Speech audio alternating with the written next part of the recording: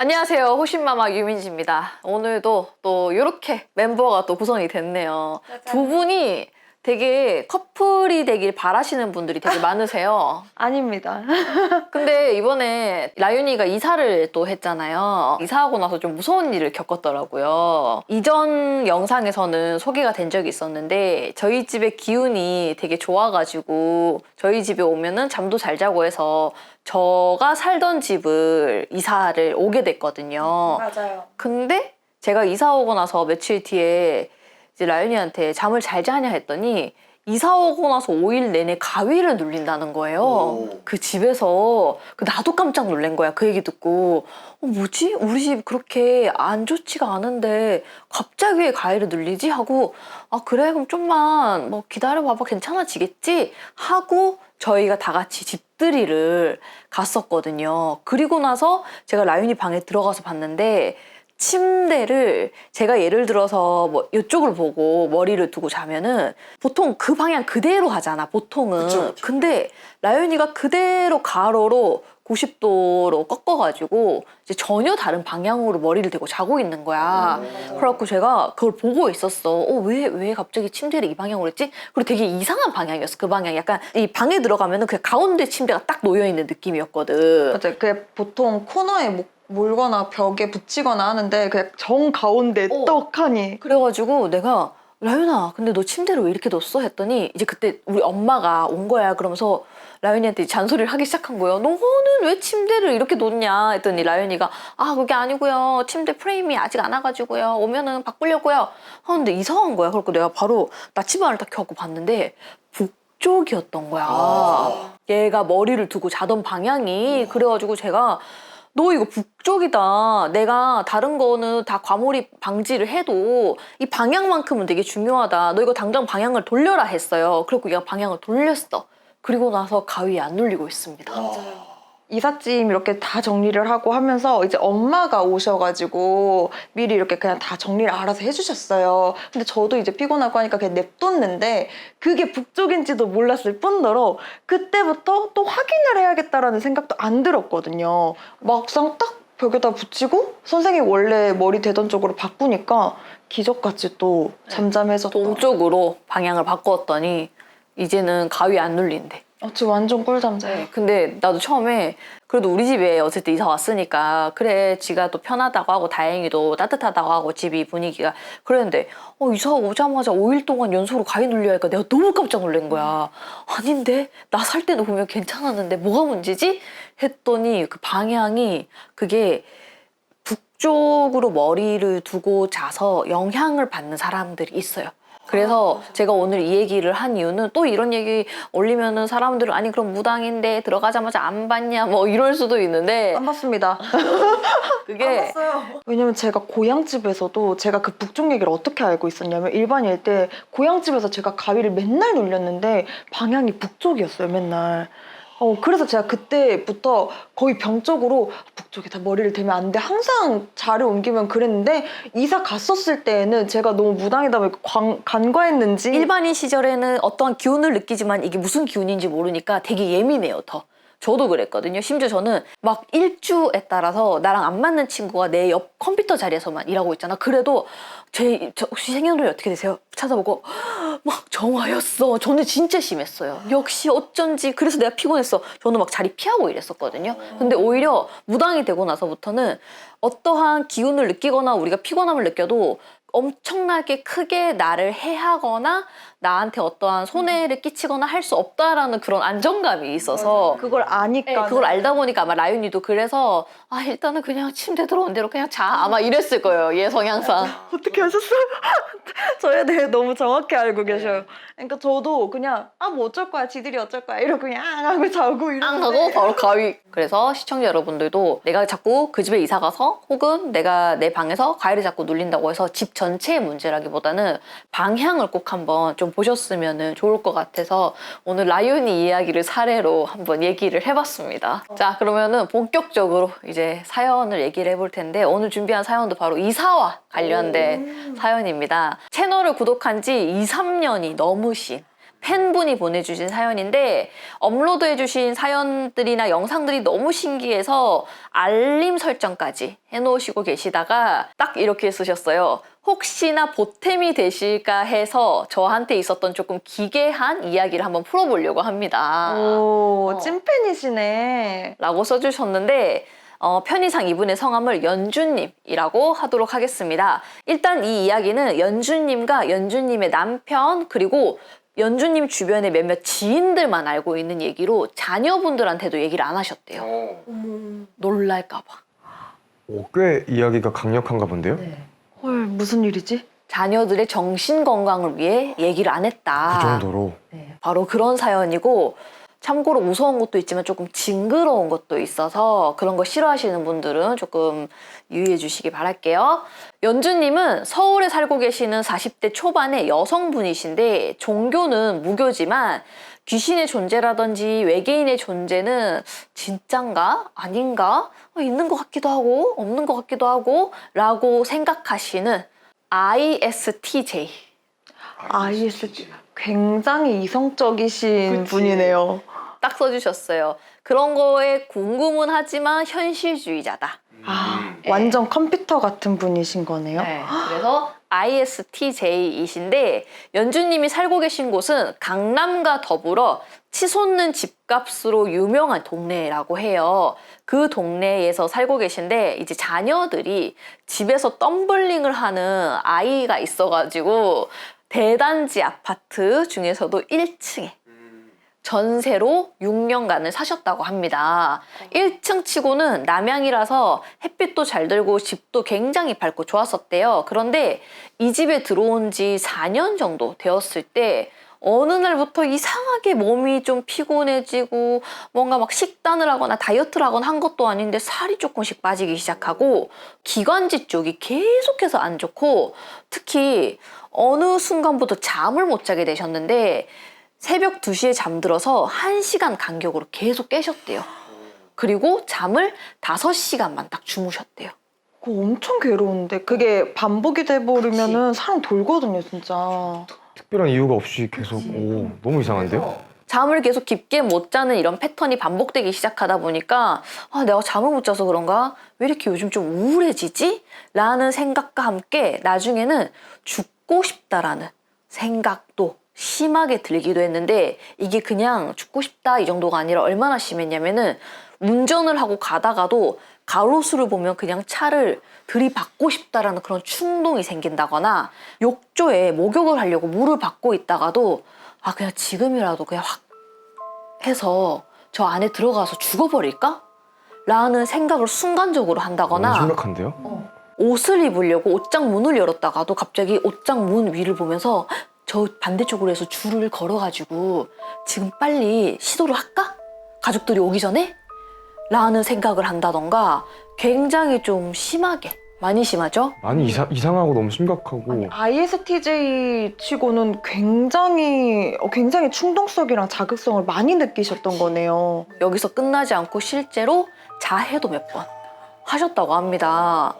성향이 그런 분이 아니신데 그래서 사실 뭔가 진짜 주변에 크게 심각한 일이 생기지 않았음에도 불구하고 이상하게 우울증이 너무 심해져가지고 정신과도 다니시고 괜히 남편이 밉고 꼴배기가 싫어져가지고 남편과도 엄청 싸우고 이제 이혼 얘기도 오갔었대요.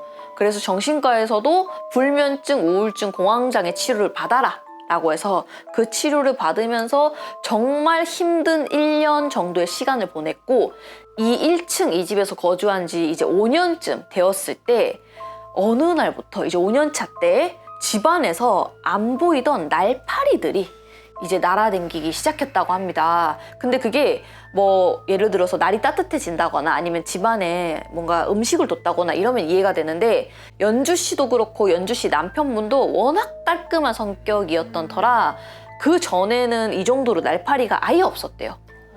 근데 갑자기 날파리들이 많이 생기니까 뭔가 우리 집 주변에 뭐가 날파리들이 많아졌나? 라고 생각했지만 날파리들은 더욱더 하루하루 지날수록 더욱더 집안 곳곳에 생길 정도로 많아졌다고 합니다. 너무 이상한데요? 갑작스럽게 그랬다는 거는 뭐가 있는 건데?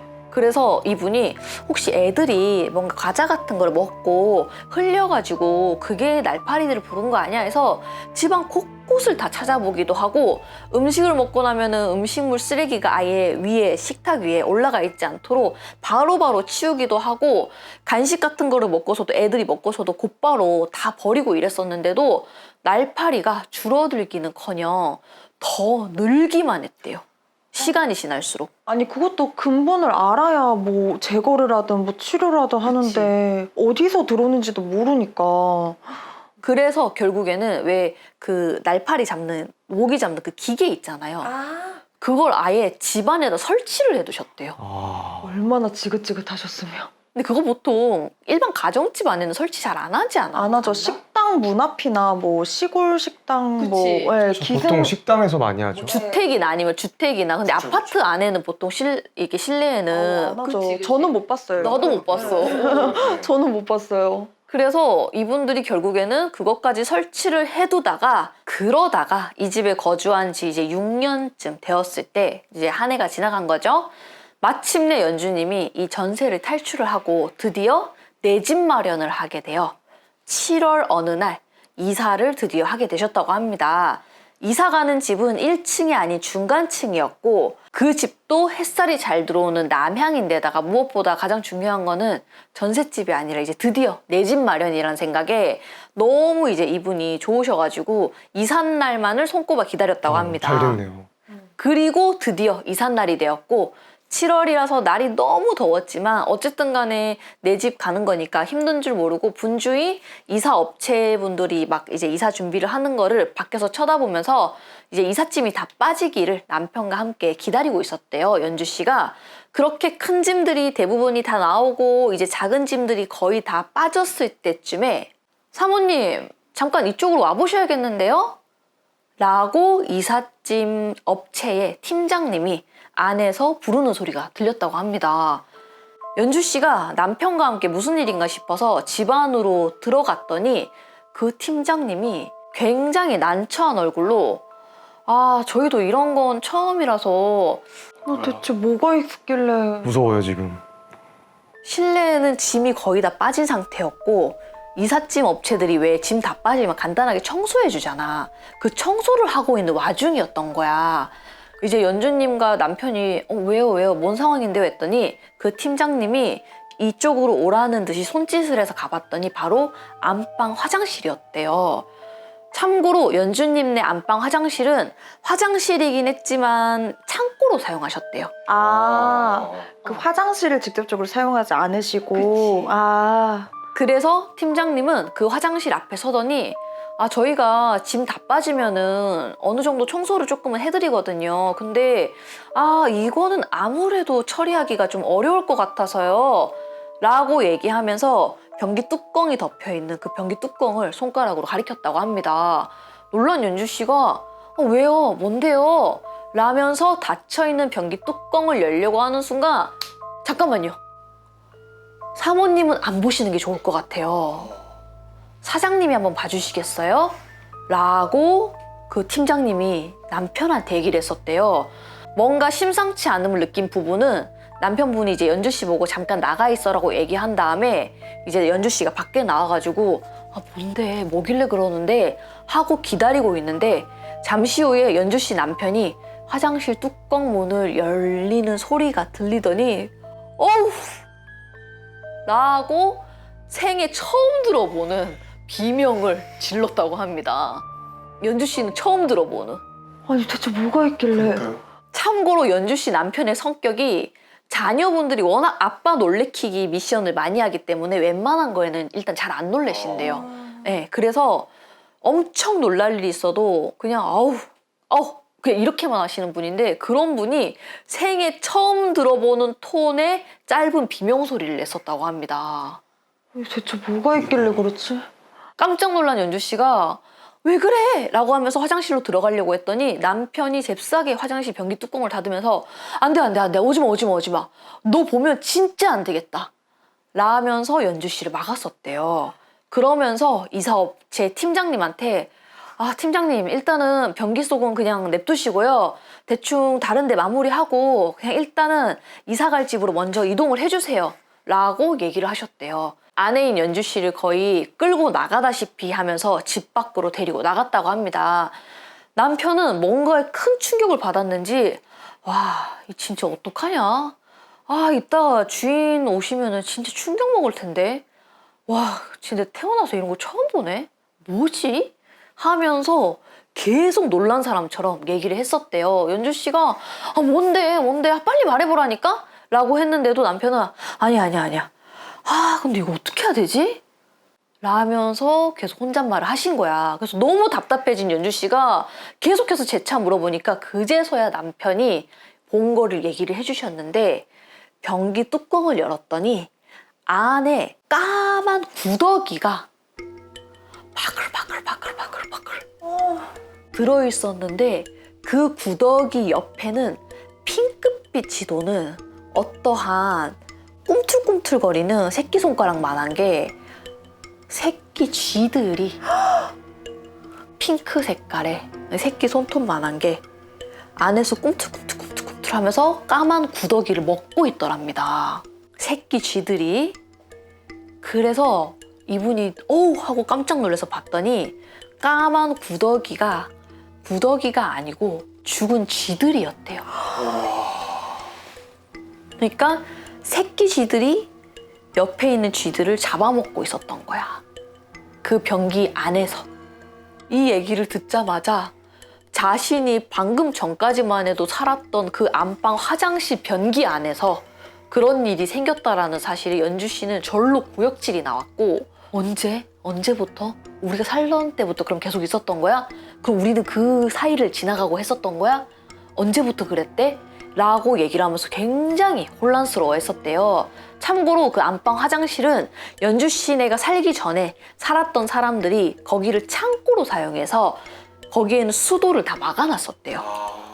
원래부터 창고 용도였던 거네요? 그치, 전 사람들이 그렇게 살았으니까. 그래서 변기도 그리고 수도도 아예 다 잠궈버려가지고 물이 아예 안 나오는 바짝 말라져 있던 상태에서 연주 씨네가 이사 왔을 때도 그 변기 위에 그대로 얇은 카펫을 하나 덮고는 주변이랑 옆이랑 그냥 일상 뭐 용품 같은 거, 생활용품 같은 거 두고 그냥 거기 왔다 갔다 하면서 지냈던 거야.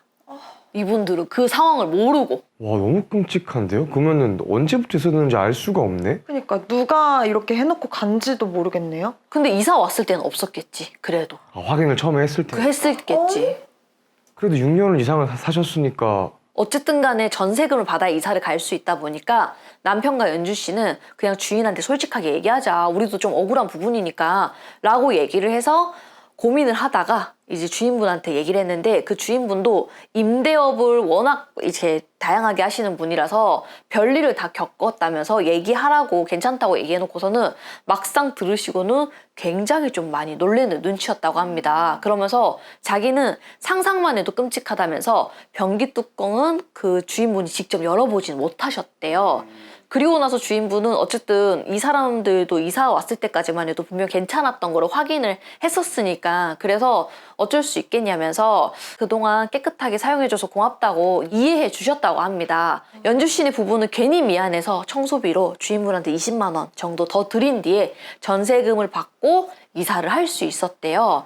그렇게 이사를 마치고 굉장히 찜찜한 상태에서 어쨌든 간에 새 집으로 오니까 또 그 일은 싹 다 잊은 거야. 어쨌든 이제 옛날 집이니까. 그리고 나서 새 집으로 이사를 오니까 아까 봤던 들었던 그 충격적인 것들은 다 잊게 됐고 이분도 어쨌든 간에 새 집이 내 집이니까 얼마나 좋을 거 아니야. 그래서 이삿짐을 대충 정리를 한 다음에 긴장이 풀렸는지 이사 온 첫날에는 보통 이분이 불면증이 심해서 약간 그런 약을 드셔야지 잠에 드실 수 있는 분인데 그날은 너무 피곤했는지 약도 안 먹었는데도 곧바로 잠이 들었다고 합니다. 그래요, 다행이네요. 근데 이분이 이제 옛날 어른들한테 들었던 얘기가 이사 첫날 밤에 좋은 꿈을 꿔야지 좋다. 라는 얘기를 얼핏 들었던 게 있어서 이제 잠드시면서도 아 드디어 첫 내 집인데 과연 무슨 꿈을 꿀까 라고 기대를 하면서 주무셨는데 첫 꿈이 바로 저승사자 꿈이었대요. 안 좋은 거 아니에요? 엄청 안 좋죠. 사자 꿈을 이사 간 첫날에. 집의 첫날에? 그것도 내가 산 내 집에서. 어머 어떡해. 하필 그 전날에 그 쥐도 보고. 그래서 꿈에서는 앞이 하나도 보이지가 않게 안개가 자욱하게 껴있는 그런 어두컴컴한 공간에 연주 씨가 서 있는데 느낌이 너무 싸해가지고 뒤를 돌아봤는데 저 멀리서 검은 무리의 사람들이 자신을 향해서 쫓아오더래. 그래서 이분이 저 사람들 뭐지? 하고 생각을 하려는 순간 자신을 향해서 쫓아온다는 사실을 알게 됐고 깜짝 놀라서 자기도 모르게 이제 도망가려고 뛰려고 하는데 뒤를 돌아보니까 그 무리들이 발이 보이지 않을 정도로 굉장히 빠른 속도로 자신의 이제 거의 다 잡을 만큼 가까이 쫓아왔다고 합니다. 그래서 이분이 너무 깜짝 놀라서 진짜 미친 듯이 진짜 죽을 똥살똥 하면서 도망을 가는데 바로 뒤도는 순간 그 무리들은 어느새 연주실이 거의 다 따라잡았고 진짜 손만 뻗으면 닿을 정도로 근데 그 모습이 까만 옷에 갓 같은 모자인지 머리에 뭔가를 쓰고 있었고 그러다 보니까 그 그림자 때문에 얼굴이 안 보이더래. 그 사람들이. 근데 바로 뒤에서 쫓아오는데도 봤더니 다리는 여전히 보이지가 않더래. 와 너무 이상하다. 그 무리들이 까만 옷을 입고 있는 무리들이 그래서 그분이 이제 잡히기 직전에 안간힘을 다 써서 도망가는데 그 무리는 더 빠른 속도로 오다 보니까 잡혀가지고 눈을 딱 돌리는 순간 갑자기 눈을 번쩍 뜬 거야. 꿈에서 깬 거야. 그래서 이분이 너무 깜짝 놀라서 꿈이었구나. 진짜 나 큰일 날 뻔했다 하고 주위를 둘러봤더니 밝은 소파 같은데 자신이 누워 있었고 근데 여기 우리 집인가? 여기 어디지? 라고 방금 꿈 꿨으니까 막 식은땀이 여전히 줄줄 흘리고 있고 막 숨도 차가지고 자기가 정신없어 하는데 갑자기 옆에서 어떤 여자분이 괜찮아 괜찮아 이제 괜찮을 거야 라고 하면서 연주 씨 머리를 쓰다듬어 주더래요. 어머 어떡해. 그래서 이분이 누구지? 내가 아는 분인가? 우리 가족인가? 누구시지? 라고 생각하는 찰나에 진짜로 꿈에서 깼다고 합니다. 조상이 지켜주셨나 보다. 어떡해. 그리고 나서 그 6년을 살던 그 전셋집에서 이제 나오신 뒤에 지금은 1년 정도 지났는데 이사하고 나서는 악몽도 안 꾸고 불면증도 조금씩 나아지고 있고 정신 건강도 점차 회복이 되고 계시대요. 진짜 저주 걸린 것처럼 엄청 안 좋았을 텐데 그래도 살아서 너무 다행이네. 세상에. 그래서 이분이 굉장히 아리송한 꿈을 꿨잖아. 이사 온 첫날에. 그리고 나서 이사 온 첫날에 그 저승사자 꿈을 꾸고 이게 무슨 꿈이지? 괜찮은 건가? 라고 생각하고 이사하고 일주일 뒤에 주인분께 아주 충격적인 연락을 받았다고 합니다. 주인분이 이제 이분들이 떠나고 나서 그 안방 화장실 변기 뚜껑을 차마 열어보질 못해가지고 청소업체에다가 전화를 해서 여기 변기에 무슨 쥐 같은 게 있다고 하는데 혹시 청소를 해줄 수 있나요? 라고 문의를 했었대요. 근데 모든 업체들이 다 그거 동물 사체잖아요. 저희 그런 거 못 치워요. 라고 하면서 다들 거절했었다고 합니다. 그래서 이 집주인분이 고민을 하다가 특수청소 업체라고 왜 고독사 하시거나 알아요. 되게 이렇게 안 좋게 돌아가신 그런 집을 청소해주는 업체를 찾아서 의뢰를 했었대요. 다행히 가능하다고 해서 그 업체에서 청소를 하러 왔는데 이제 집주인분은 그때도 못 보시고 그래서 청소를 다 마친 특수업체 그 측에서 이분한테 청소를 다 끝내고 나서 자기가 이렇게 이 일을 오래 했는데 이런 경우는 진짜 처음 본다면서 얘기를 하면서 집주인한테 현장 사진을 찍어서 보내줬대요. 근데 그 무슨 사진이었냐면은 변기 안에 있던 거를 다 꺼내가지고 다 일자로 쫙 늘어놓은 사진이었는데 그게 뭐였냐면은 핑크빛 나는 꿈틀대는 새끼쥐부터 시작해서 검은 구더기까지 모든 것들을 다 꺼내서 늘어났는데 정확히 43마리가 그 변기통 안에 있었던 거야. 43마리의 쥐가. 근데 원래 쥐들은 왜 하수관에 타고 올라온다고 하잖아. 그래서 그럴 수도 있잖아요. 어떻게 보면은 또 거기가 막아놨으니까. 근데 이 청소업체 사장님이 자기가 일을 꽤 오래 했는데 일단 이런 경우는 처음 봤고 막아놓은 집들도 많다 주변에. 근데 이 집처럼 이런 건 처음 봤다라고 얘기했고, 또 그분이 하셨던 얘기가, 근데 쥐들은요 아무리 배가 고파도 절대 자기 새끼는 먹진 않거든요. 근데 새끼들이 배가 고파서 어미 아비 시체를 먹었던 것 같아요 라고 얘기를 하셨대요. 그러니까 보통 쥐들은 자기 새끼는 안 먹는데 완전 굳었어. 라고 그 사장님이, 특수 청소해 주시는 그분은 오만 그 험한 현장들을 다 봤을 거 아니야. 근데 자기도 이거는 처음 봤다 하셨대.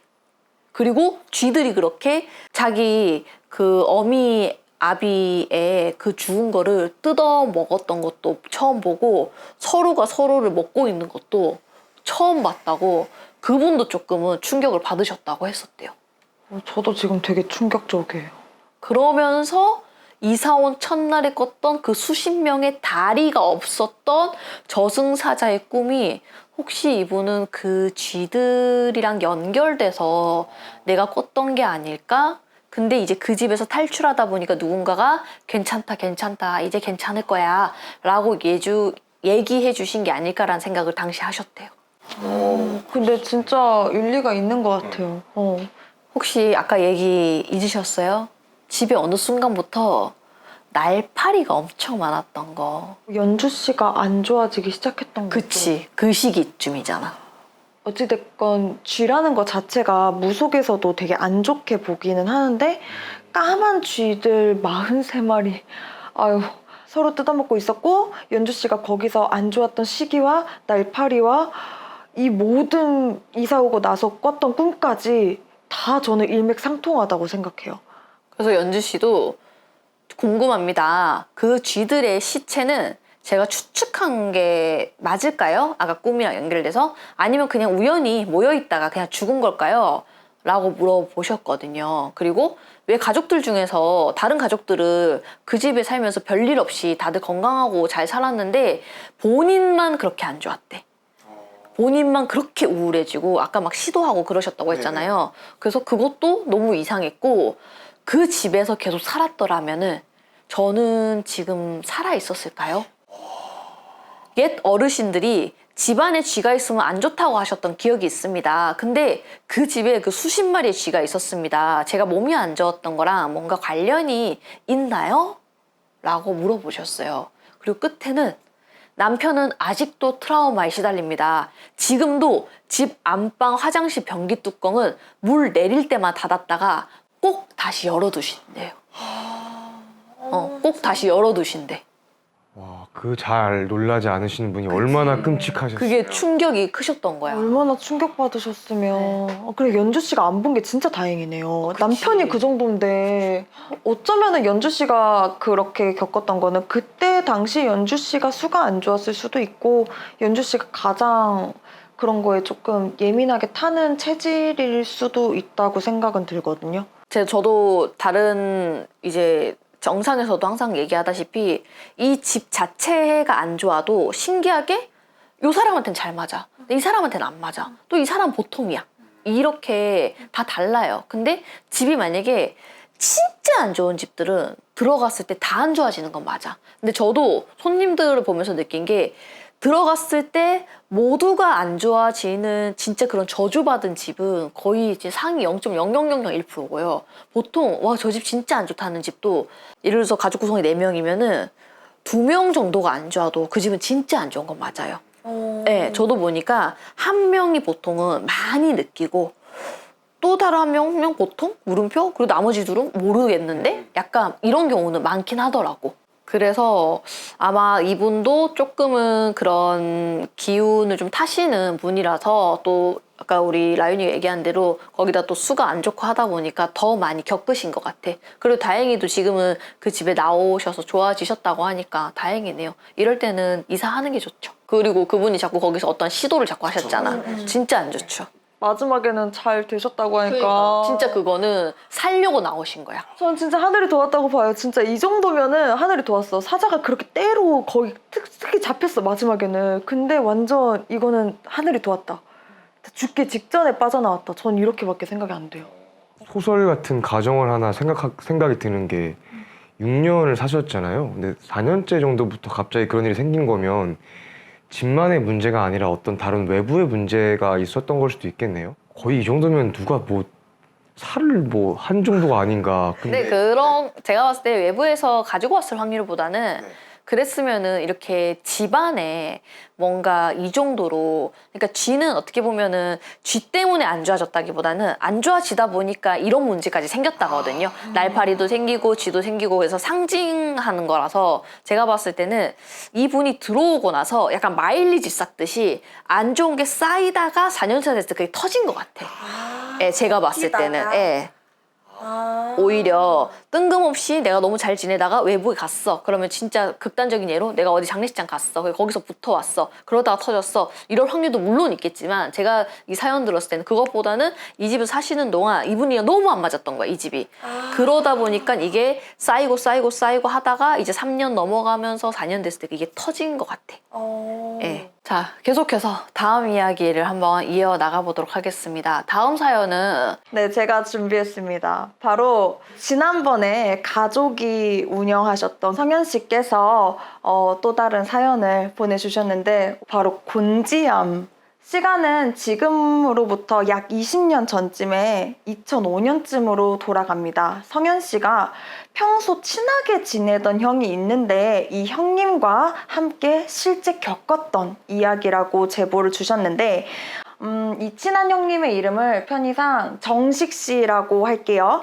정식 씨는 경기도 광주 사람이고요. 성현 씨가 조개구이집을 팔고 서울로 올라온 후에 이제 만나서 같이 공연도 하고 술도 먹고 했던 그런 친한 형입니다. 이 형과 공연 끝나고 술도 먹고 친목도모도 하고 수다도 떨고 하다 보니까는 이 정식 씨의 친구들 무리랑도 자연스럽게 이 성현 씨가 친해지게 됐는데요. 어느 날 성현 씨랑 정식 씨가 오디션 준비를 하던 중에 친구들 무리랑 가진 우연한 술자리에서 얼마 전 폐업을 한 곤지암 정신병원에 대한 이야기가 나왔고 이 정신병원에 대한 공포 이야기가 그때 한창 기승으로 막 우리 뭐 싸이월드부터 시작해서 도배가 됐던 그런 시절이었대요. 그래서 술이 많이 오른 성현 씨랑 이제 정식 씨 그리고 그 일행들은 그곳에 진짜 귀신이 있다 아니다 없다 이렇게 갑론을박을 나뉘어서 앞다투어서 싸우기 시작을 했고 이때 한 친구가 야 우리 그냥 가보자 내일 가보자 우리 가면 되지 않냐 해서 다음날 그곳을 직접 가보기로 했던 거예요. 아무래도 아버지도 그렇고 성현 씨도 그렇게 직접 겪었던 경험이 있던지라 진짜 꺼림직했고 너무 가기가 싫었대요, 성현 씨는. 근데 왜 남자들 세계에서는 아, 너 혹시 쫄았냐, 이제 겁쟁이냐 이런 식으로 되는 분위기가 있으니까 진짜 어쩔 수 없이 따라갔다라고 합니다. 그래서 그렇게 다른 사람들 다 도망가고 인원은 성현 씨랑 정식 씨를 포함해서 나머지 2분까지 해서 총 남자 4분이서 곤지암 정신병원으로 가기로 했고 2명씩 오토바이를 나눠 타고 그 폐병원을 직접 방문하게 됩니다. 당시에는 정문 입구는 막혀 있었는데 그 옆 틈새로 오토바이 정도는 들어갈 수 있을 정도로 이렇게 틈이 있었대요. 그래서 성현 씨랑 일행들은 자연스럽게 입구에 주차를 하고 넷이서 걸어 들어갔다고 합니다.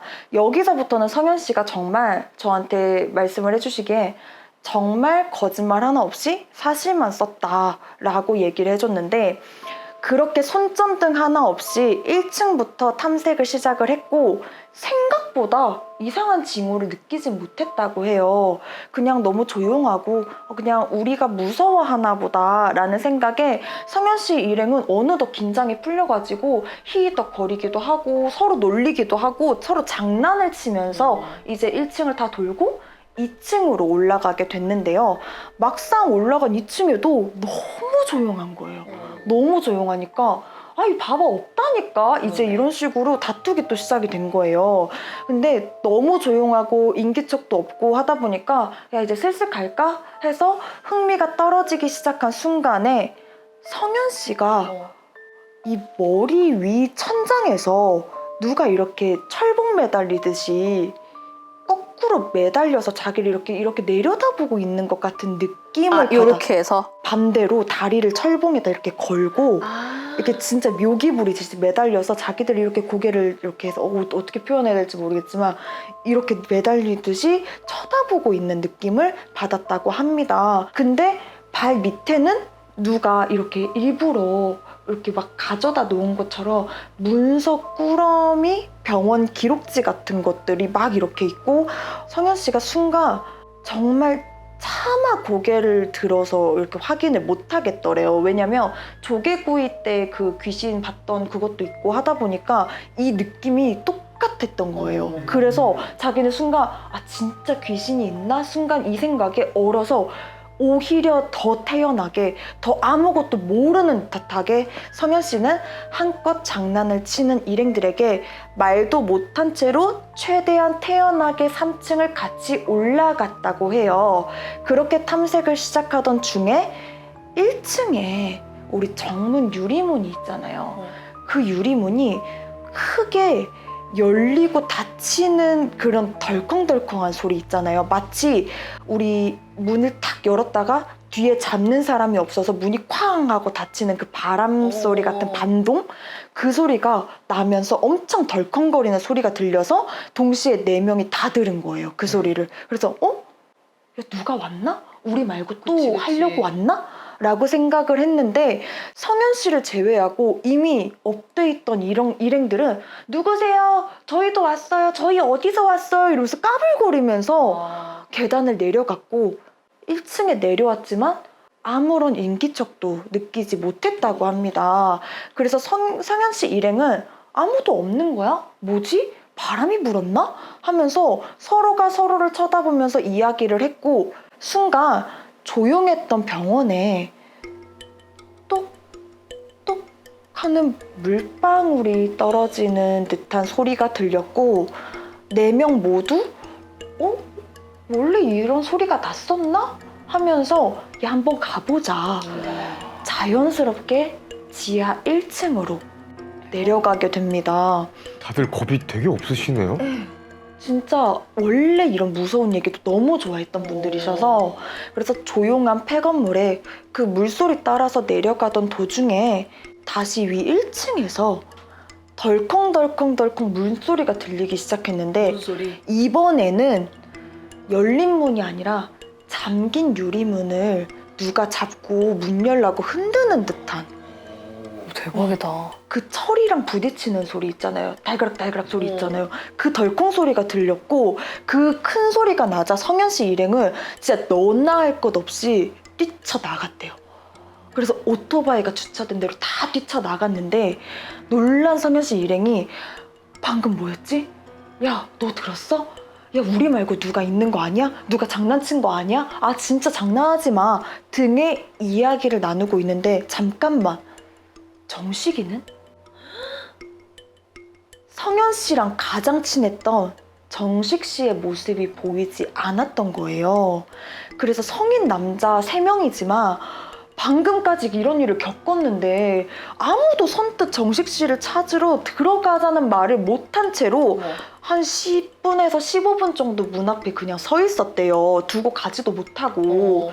근데 그 순간 정식 씨가 너무 막 해맑게 웃으면서 혼잣말을 중얼중얼 한 채로 문을 열면서 자연스럽게 나왔고 너무 놀란 성현 씨 일행은 야, 너 괜찮아? 왜 이렇게 늦게 나와? 우리 뛰어나오면 너 나와야지. 너 안에서 뭐 했어? 하면서 다그치자 정식 씨가 진짜 멍하니 아무 말도 안 하고 앞에 3명을 보더래요. 그러더니 오토바이를 타고 도망가기 시작합니다. 정식 씨가? 네. 혼자요? 실제로, 네. 갑자기 뛰어가가지고 오토바이 한 대 시동을 걸고 그대로 갔대요. 아무 말도 없이. 그래서 성현 씨 일행이 너무 어이가 없어서 너무 깜짝 놀라서 막 오토바이 따라 야 어디가 하고 뛰어갔는데 이미 정식 씨는 사라졌고 전화를 10통 이상 했는데도 받지를 않았다고 해요. 그렇게 다음날 초저녁쯤이 돼서 이제 성현 씨 일행이 연락이 닿지 않던 정식 씨를 찾아서 얼마나 돌아다녔겠어요.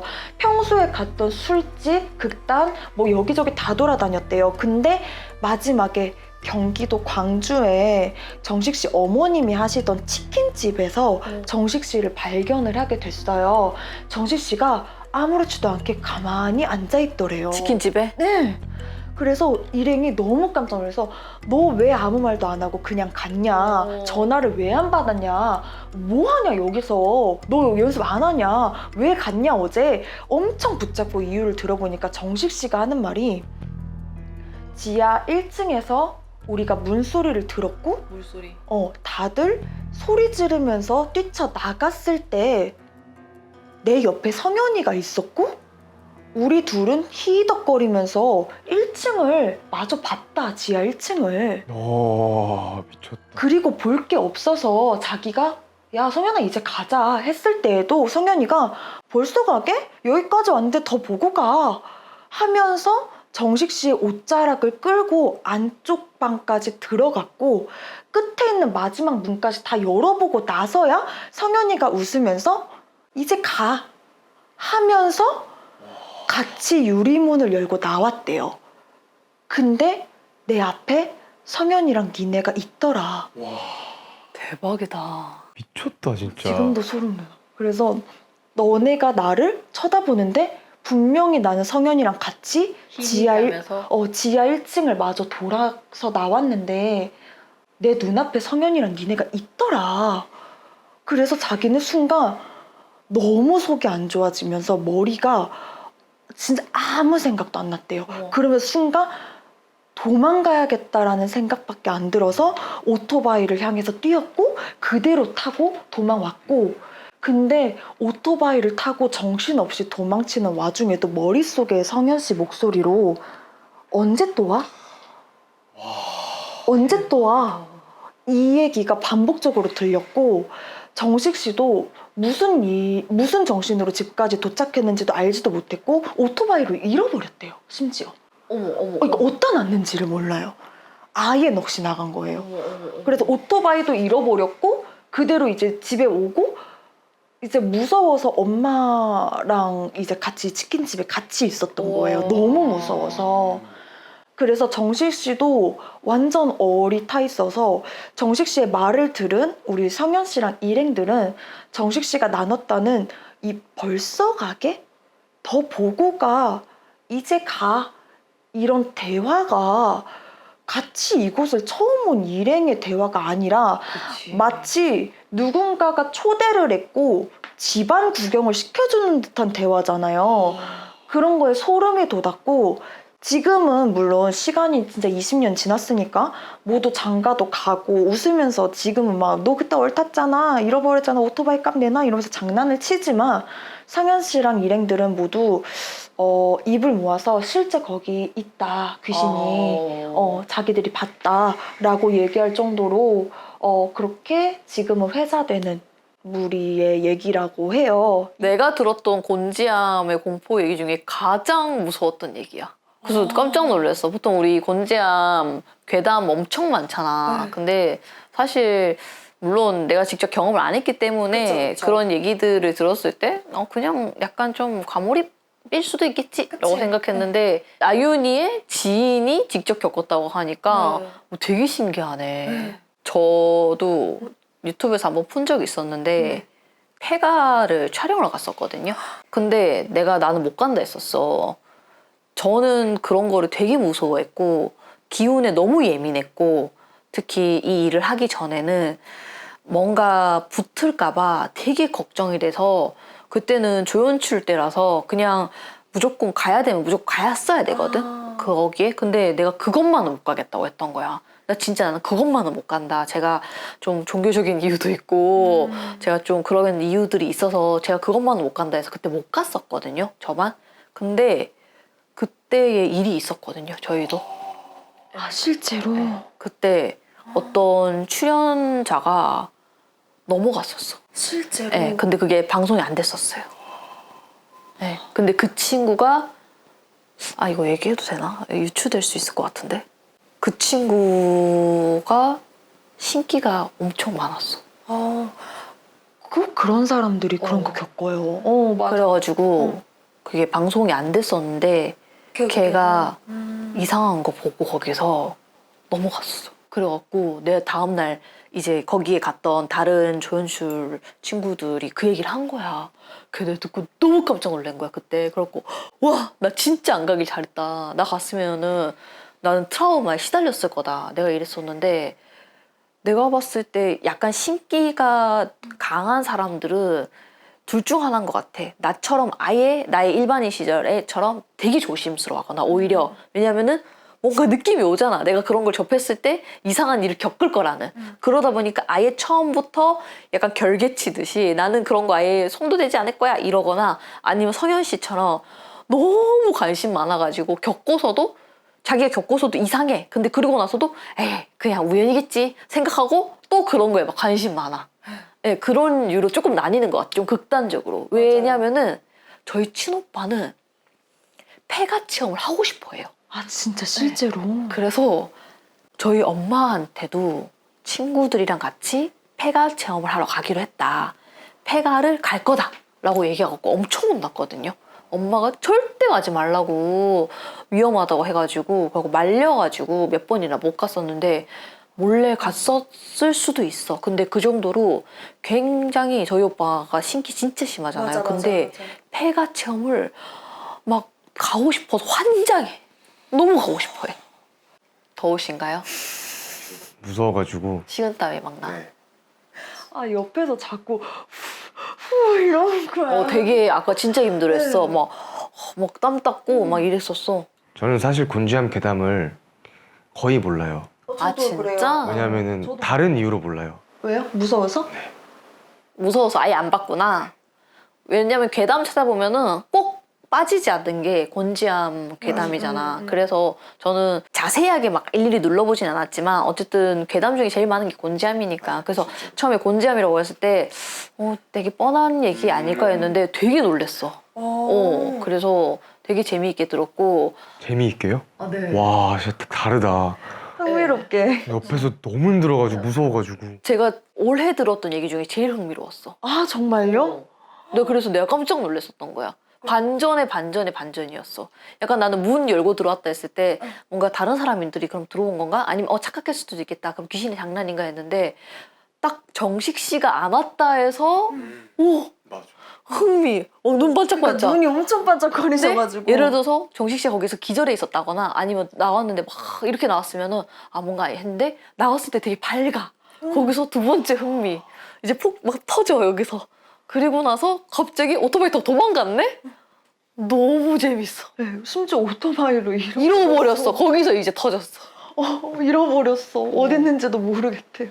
그러니까 사람이 진짜 어리나가니까 자기도 모르게 일단은 빨리 여기서 나가야겠다라는 생각이 들어서. 근데 내가 최근에 받았던 사연 중에서 되게 좀 비슷한 얘기가 있었거든요. 그래서 제가 그 사연도 거기도 남자분들이 나오는데 준비가 지금 안 돼 있는데 남자분들이 2명이 고등학생 때 이제 학교에서 겪었던 얘기였는데 학교에서 수능이 끝나고 나서 빨리 수업을 오전까지만 하고 집에 빨리 가잖아요. 그래서 이분들이 원래는 집에 빨리 하교를 했었어야 되는데 선생님이 뭘 도와달라 해가지고 그날따라 오후 5시까지 남아갖고 둘이서 선생님을 도와주고 늦게 이제 그 자기들 고3들 건물에 들어온 거야. 근데 그 건물에 아무도 없었던 거야. 그래서 둘이서 반이 달라서 그러면 너는 이쪽으로 가고 나는 이쪽으로 가고 서로 가방 가지고 우리 문 잠그고 여기 그 복도 계단에서 만나자고 왔는데 이제 사연자가 자기가 교실 가가지고 짐을 챙기고 왔는데 없더라는 거야, 자기 친구가. 그래서 얘 왜 이렇게 안 오지 하고 다시 교실로 들어가서 다시 기다렸대. 그래갖고 5분쯤 됐는데 또 갔더니 없더래.